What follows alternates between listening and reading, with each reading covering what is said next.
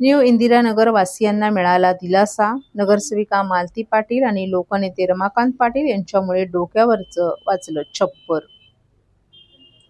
Railway प्रशासनानं अनधिकृत ठरवलेल्या न्यू इंदिरानगरमधील रहिवाशांना नगरसेविका मालती पाटील आणि लोकनेते रमाकांत पाटील यांनी वेळीच हालचाल करून उघड्यावर येण्यापासून वाचवले.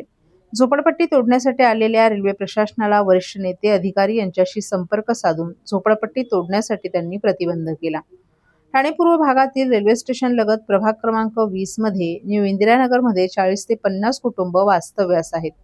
या कुटुंबांना झोपडपट्टी अनधिकृत असल्याचं सांगून त्यांच्यावर 1 एप्रिल रोजी तोडक कारवाई करण्यासाठी पथक आलं होतं.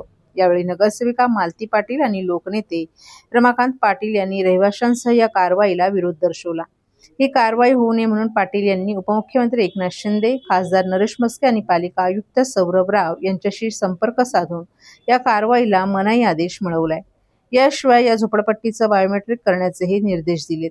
यानंतर डोक्यावरचं छप्पर कायम राहिलं म्हणून आनंदित झालेल्या रहिवाशांनी एकनाथ शिंदे, नरेश म्हस्के आणि मालती पाटील, रमाकांत पाटील यांचा जयघोष केला.